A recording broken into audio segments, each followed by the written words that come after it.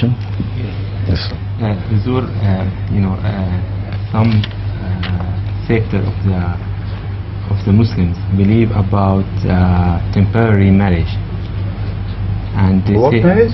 زواج Mutaa. Temporary or... Temporary, oh yes, yes, I know, the yes, Shiites. yes. Right. And they mention that it was in the time of Hazrat Muhammad sallallahu alaihi wasallam and has been You practiced. see, the point is, how will you differentiate between fornication and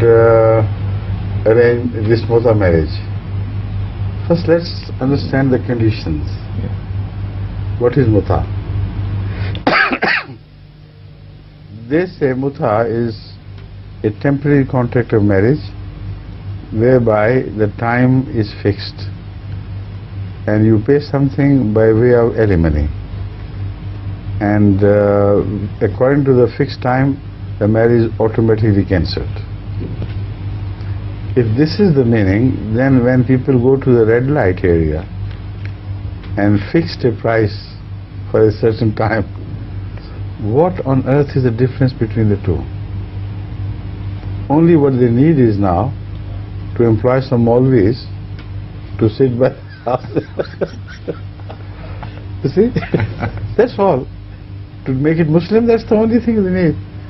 So the very sense of it is so absurd that unless they prove to us that there is any decency in this contact, we can't believe it to have been the Sunnah Na'udzubillah min zalik Rasulullah sallallahu. Can they quote a single example where Rasulullah sallallahu contracted such a marriage? They don't. They allege that Hazrat Ali did, which we do not believe. And the rest is only their own misinterpretation of the Quran. And all this in fact started at a time when Shiaism was largely controlled by the people in the far-flung areas like Sabah, what was his name? Sabah. Yes. Sabah. Hassan bin Sabah. And people like him. They destroyed the Islamic teachings to such a degree that even they started creating a heaven on earth gardens where hoor were available and so on.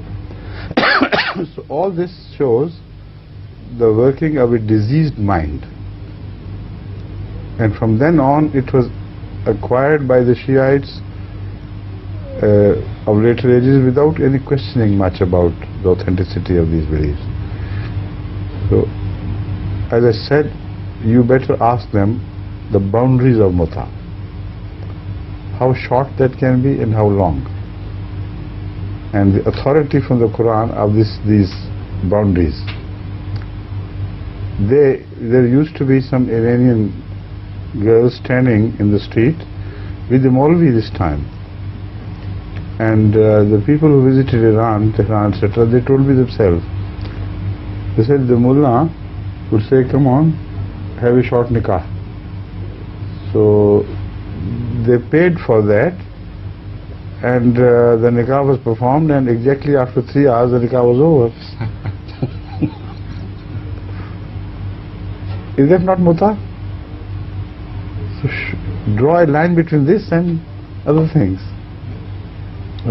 As far as I remember, it was done by the Sunnis, but another way, not Mutaa, but Wahba, that she gives herself to him, he accepts, she is his wife for 1 day, 2 days, whatever it is, then divorce.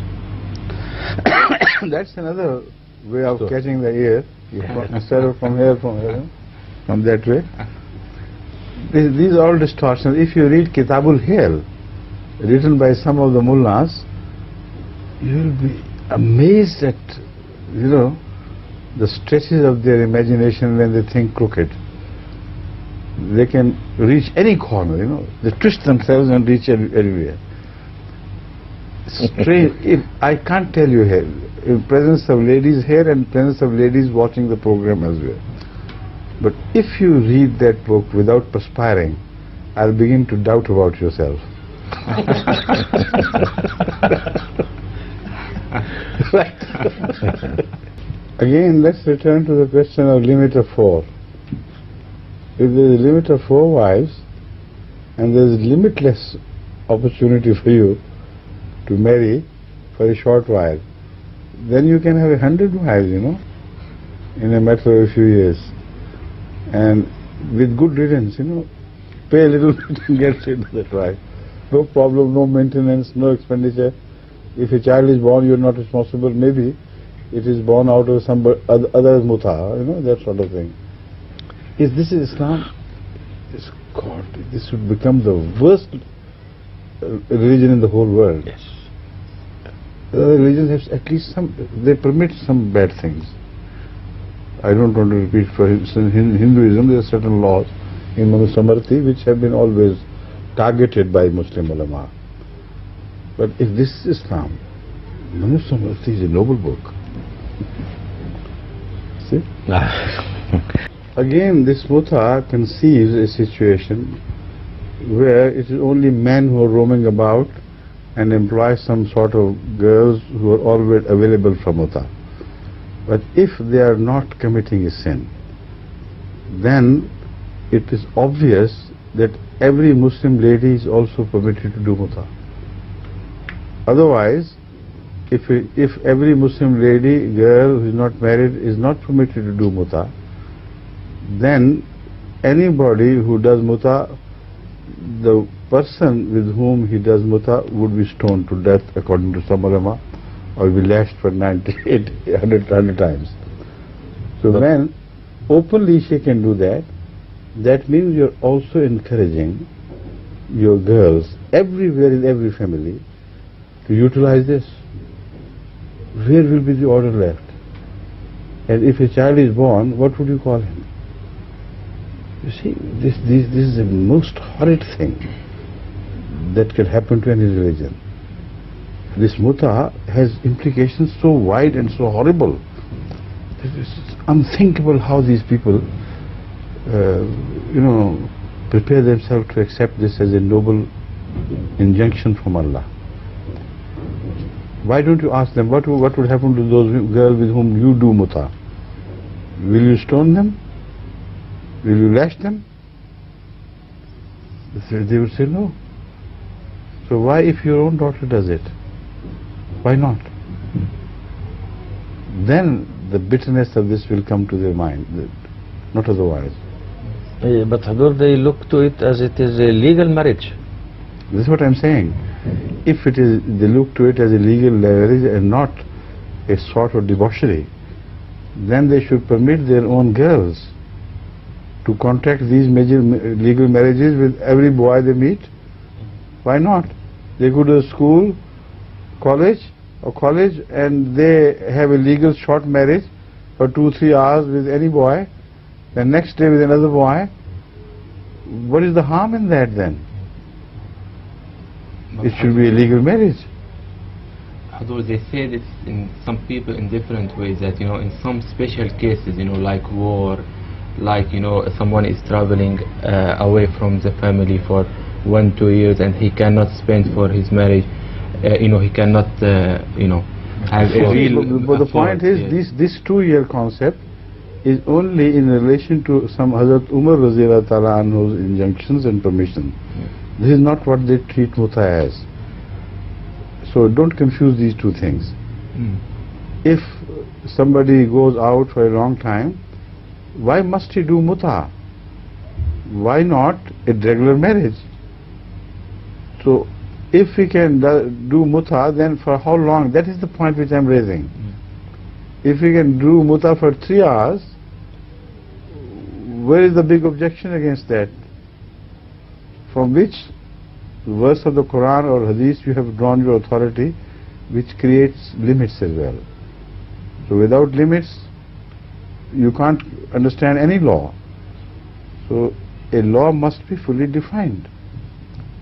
So when you speak of 2 years separation from wives or homes, that is a situation which is just imaginary. You seek permission from 2 years and indulge in a few moments of pleasure seeking. Then the question would arise, why must be a traveler? Why not at home? when somebody is not married at home, why can't he have a contact with anybody in the home? This is not like a Salat al-Qasr, you know. Yes. It has nothing to do with that.